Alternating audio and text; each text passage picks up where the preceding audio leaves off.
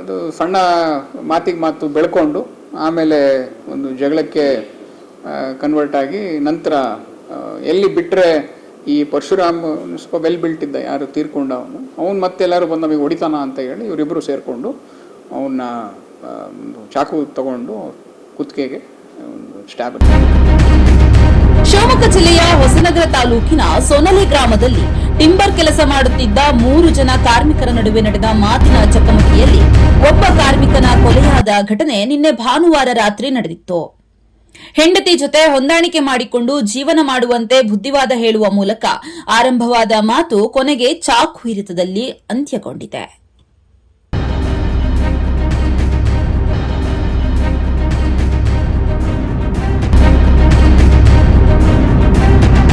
ಮೃತರನ್ನು ಪರಶುರಾಮ್ ಲಮಾಣಿ ಎಂದು ಗುರುತಿಸಲಾಗಿದೆ. ಅವರು ಧಾರವಾಡ ಜಿಲ್ಲೆಯ ಕಲಘಟಗಿ ತಾಲೂಕಿನ ದೇವಿಕೊಪ್ಪ ಸಮೀಪದ ಇಚನಹಳ್ಳಿ ತಾಂಡಾ ನಿವಾಸಿಯಾಗಿದ್ದರು. ಅದೇ ತಾಂಡಾದ ನಿವಾಸಿಗಳಾದ ಪರಶುರಾಮ್ ಶೆಟ್ಟಪ್ಪ ತಂಬೂರಿ ಹಾಗೂ ಅರುಣ್ ಪುನ್ನಪ್ಪ ಲಮಾಣಿ ವಿರುದ್ಧ ಕೊಲೆ ಆರೋಪ ಕೇಳಿ ಬಂದಿದ್ದು, ಘಟನೆ ಬಳಿಕ ಇಬ್ಬರೂ ಪರಾರಿಯಾಗಿದ್ದರು. ಇಂದು ಪರಾರಿಯಾಗಿದ್ದ ಕೊಲೆ ಆರೋಪಿಗಳನ್ನು ಹೊಸನಗರ ಪೊಲೀಸರು ಬಂಧಿಸಿದ್ದು ನ್ಯಾಯಾಂಗ ಬಂಧನಕ್ಕೆ ಒಪ್ಪಿಸಲಾಗಿದೆ ಎಂದು ಶಿವಮೊಗ್ಗ ಜಿಲ್ಲಾ ವರಿಷ್ಠಾಧಿಕಾರಿ ನಿಖಿಲ್ ಬಿ ತಿಳಿಸಿದ್ದಾರೆ.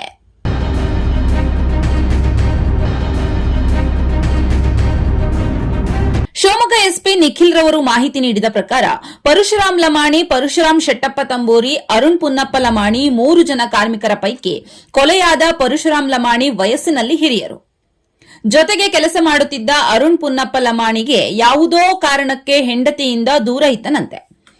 ಹೀಗೆ ಹೆಂಡತಿಯಿಂದ ದೂರ ಇದ್ದು ಬದುಕಬೇಡ, ಹೊಂದಾಣಿಕೆ ಮಾಡಿಕೊಂಡು ಹೆಂಡತಿ ಜೊತೆ ಬದುಕು ಎಂದು ಕೊಲೆಯಾದ ಪರಶುರಾಮ್ ಲಮಾಣಿ ಅರುಣ್ ಪುನ್ನಪ್ಪ ಲಮಾಣಿಗೆ ಬುದ್ಧಿಮಾತು ಹೇಳಿದ್ದಾರೆ. ಇಲ್ಲಿಂದ ಆರಂಭವಾದ ಮಾತು ವಾಗ್ವಾದಕ್ಕೆ ಬೆಳೆದು ಜಗಳ ತಾರಕಕ್ಕೆ ಏರಿದೆ. ಅರುಣ್ ಪುನ್ನಪ್ಪ ಲಮಾಣಿ ಮತ್ತು ಮತ್ತೊಬ್ಬ ಆರೋಪಿ ಪರಶುರಾಮ್ ಶೆಟ್ಟಪ್ಪ ತಂಬೂರಿ ಇವರಿಬ್ಬರೂ ಸೇರಿಕೊಂಡು ಅಡುಗೆ ಮನೆಯಲ್ಲಿದ್ದ ಚಾಕು ತಂದು ಪರಶುರಾಮ್ ಲಮಾಣಿ ಕುತ್ತಿಗೆಗೆ ಇರಿದು ಕೊಲೆ ಮಾಡಿ ಶವವನ್ನ ಅಡುಗೆ ಮನೆಯಲ್ಲೇ ಬಿಟ್ಟು ಪರಾರಿಯಾಗಿದ್ದಾರೆ.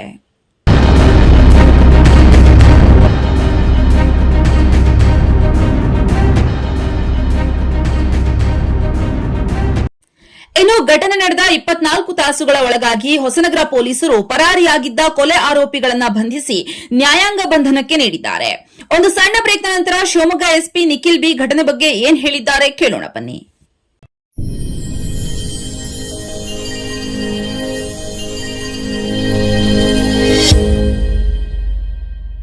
ಹಳೆಯ ನಾಣ್ಯ, ನೋಟು ಸಂಗ್ರಹಿಸುವ ಹವ್ಯಾಸವಿದೆಯೇ? ನಿಮ್ಮ ಹವ್ಯಾಸಗಳೇ ಸೈಬರ್ ವಂಚಕರ ಬಂಡವಾಳ. ಅಜಾಗರೂಕತೆ ಕೆಲವು ವೇಳೆ ನಮ್ಮನ್ನು ಆರ್ಥಿಕ ಸಂಕಷ್ಟಕ್ಕೆ ದೂಡ್ತವೆ. ವಂಚಕರು ಹಳೆಯ ನಾಣ್ಯಗಳಿಗೆ ಲಕ್ಷಾಂತರ ರೂಪ ಕೊಡೋದಾಗಿ ಸುಳ್ಳು ಜಾಹೀರಾತು ನೀಡುತ್ತಾರೆ. ಕುತೂಹಲದಿಂದ ಆ ಲಿಂಕ್ ಕ್ಲಿಕ್ ಮಾಡಿದ ಕೂಡಲೇ ವಂಚನೆಯ ಮೊದಲ ಹಂತ ಶುರು. ವಂಚನೆಯನ್ನು ನಿಜವೆಂದು ಬಿಂಬಿಸಲು ಹಳೆಯ ಕಾಯಿನ್ಗಳೇ ಫೋಟೋ ಒಕ್ಕು ಅಪ್ಲೋಡ್ ಮಾಡಿಸಿಕೊಂಡು ನಂತರ ಅದಕ್ಕೆ ಕೋಟ್ಯಾಂತರ ರೂಪಾಯಿ ಮೌಲ್ಯ ಇದೆ ಎಂದು ನಂಬಿಕೆ ಹುಟ್ಟಿಸ್ತಾರೆ. ಮೊದಲು registration fees, tax, processing charge ಎಂದು ಮುಂಗಡವಾಗಿ ಹಣ ಪಾವತಿಸಲು ಹೇಳಿ ನಿಮ್ಮಿಂದ ಹಣ ದೋಚುತ್ತಾರೆ. ಆದ್ದರಿಂದ ಇಂತಹ ವಂಚನೆಗಳಿಗೆ ಬಲಿಯಾಗಬೇಡಿ.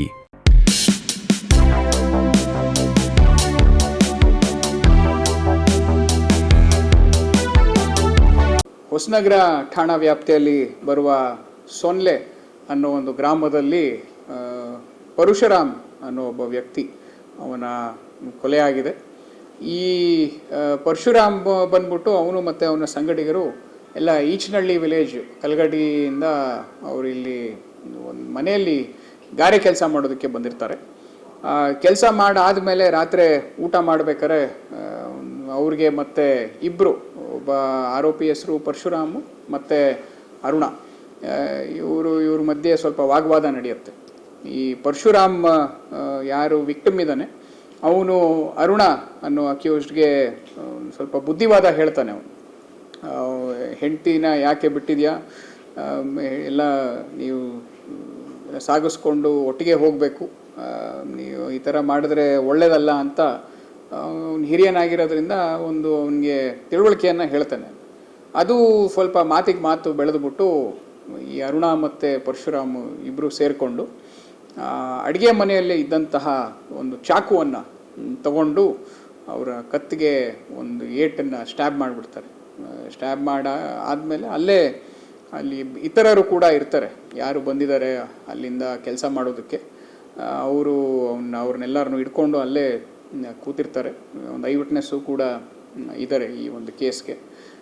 ತದನಂತರ ಇಮಿಡಿಯೇಟಾಗಿ ನಾವು ಹೋಗಿ ಅವ್ರನ್ನ ಅರೆಸ್ಟ್ ಮಾಡಿ ಇವಾಗ ಜುಡಿಷಿಯಲ್ ಕಸ್ಟಡಿಗೆ ಕೊಟ್ಟಿದ್ದೀವಿ.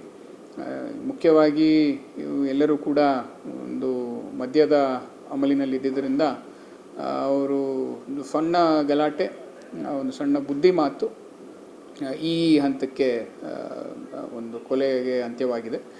ಇದರಲ್ಲಿ ಮುಖ್ಯವಾಗಿ ರೀಸನ್ ಅದೇ, ಏನು ಅವ್ರ ಹೆಂಡತಿಯನ್ನು ನೀನು ಸಂಭಾಲಿಸ್ಕೊಂಡು ಹೋಗಬೇಕು, ಹೆಂಡತಿಯನ್ನು ಬಿಡೋದು it is not the answer ಅಂತ ಹೇಳಿದ್ದು ಬುದ್ಧಿ ಮಾತಿಗೆ ಮತ್ತೆ ನಾಳೆ ಈ ಜಗಳ ಆಡಿದ್ದಕ್ಕೆ ಎಲ್ಲಿ ಈ ಸತ್ತವನು ಬಂದು ಅವರಿಗೆ ಹೊಡಿತಾನೆ ಅನ್ನೋ ಒಂದು ಭಯದಲ್ಲಿ ಇವರಿಬ್ಬರು ಸೇರಿಕೊಂಡು ಆ ಒಂದು ಮರ್ಡರ್ನ ಮಾಡಿದ್ದಾರೆ. ಅಲ್ಲಿ ಸುತ್ತಮುತ್ತ ಯಾರು ಇದ್ದರೂ ಅವರು ಇಮಿಡಿಯೇಟಾಗಿ ಇದಕ್ಕೆ ರಿಯಾಕ್ಟ್ ಮಾಡಿ ನೋಡಿದಾಗ ಅವ್ರು ನಾಳೆ ಅಷ್ಟೊತ್ತಿಗೆ ಡೆತ್ ಆಗಿರ್ತಾನೆ ಅವರು. ಸೊ ಈ ನಿಟ್ಟಿನಲ್ಲೇ ನಾವು ಇಮಿಡಿಯೇಟಾಗಿ ಅರೆಸ್ಟ್ ಮಾಡಿ ಅವರೆಲ್ಲರನ್ನೂ ನಾನು ಜುಡಿಷಿಯಲ್ ಕಸ್ಟಡಿಗೆ ಕಳಿಸ್ಕೊಟ್ಟಿದ್ದೀನಿ. ಸತ್ತೋದವನಲ್ಲ, ಇದರಲ್ಲಿ ಏನಾಗಿದೆ, ಇಬ್ಬರ ಹೆಸರು ಪರಶುರಾಮ್ ಇದೆ, ಅದಕ್ಕೇ ನಿಮಗೆ ಒಂಚೂರು ಕನ್ಫ್ಯೂಷನ್ ಆಗುತ್ತೆ. ಸತ್ತೋದವನ ಹೆಸರು ಪರಶುರಾಮೇ, ಇನ್ನೊಬ್ಬ ಆರೋಪಿ ಹೆಸರು ಪರಶುರಾಮೇನೆ. ಆದರೆ ಇಲ್ಲಿ ಅರುಣ ಅನ್ನೋವನ ವೈಫು ಅವನ್ನ ಬಿಟ್ಟು ಹೋಗಿರ್ತಾನೆ, ಅಂದರೆ ಅವನು ವೈಫ್ನ ಬಿಟ್ಟು ಅಲ್ಲೇ ಸುಮಾರು ಒಂದು 10-12 ತಿಂಗಳು ಆಗಿರುತ್ತೆ.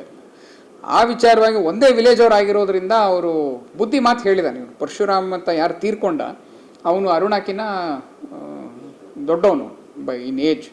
ಸೊ ಅವನು ತಿಳುವಳಿಕೆಯನ್ನು ಹೇಳಿದಾಗ ಅದು ಸಣ್ಣ ಮಾತಿಗೆ ಮಾತು ಬೆಳ್ಕೊಂಡು ಆಮೇಲೆ ಒಂದು ಜಗಳಕ್ಕೆ ಕನ್ವರ್ಟ್ ಆಗಿ ನಂತರ ಎಲ್ಲಿ ಬಿಟ್ಟರೆ ಈ ಪರಶುರಾಮ್ ಸ್ವಲ್ಪ ವೆಲ್ ಬಿಲ್ಟ್ ಇದ್ದ, ಯಾರು ತೀರ್ಕೊಂಡ ಅವನು ಮತ್ತೆಲ್ಲರೂ ಬಂದು ನಮಗೆ ಹೊಡಿತಾನ ಅಂತ ಹೇಳಿ ಇವರಿಬ್ಬರು ಸೇರಿಕೊಂಡು ಅವನ್ನ ಒಂದು ಚಾಕು ತಗೊಂಡು ಕುತ್ತಿಗೆಗೆ ಒಂದು ಸ್ಟ್ಯಾಬನ್ನು ಮಾಡಿದರು. ಎಲ್ಲ 3 ಜನ ಒಂದೇ ಊರು, ಅವರೆಲ್ಲರೂ ಒಟ್ಟಿಗೆ ಇಲ್ಲಿ ಕೆಲಸ ಮಾಡೋದಕ್ಕೆ ಬಂದಿರೋದು. 3 ಜನ ಅವರು ಅದೇನು ಈಚನಹಳ್ಳಿ ಅಂತ ಬರುತ್ತೆ ತಾಂಡ, ಆ ತಾಂಡದವರೇ ಆಗಿರ್ತಾರೆ. ಎಲ್ಲ ಅಕ್ಕಪಕ್ಕವರೇ ಮನೆಯವರು ಆಗಿರ್ತಾರೆ. ಅದು ಪರಿಚಯ ಇರುತ್ತೆ.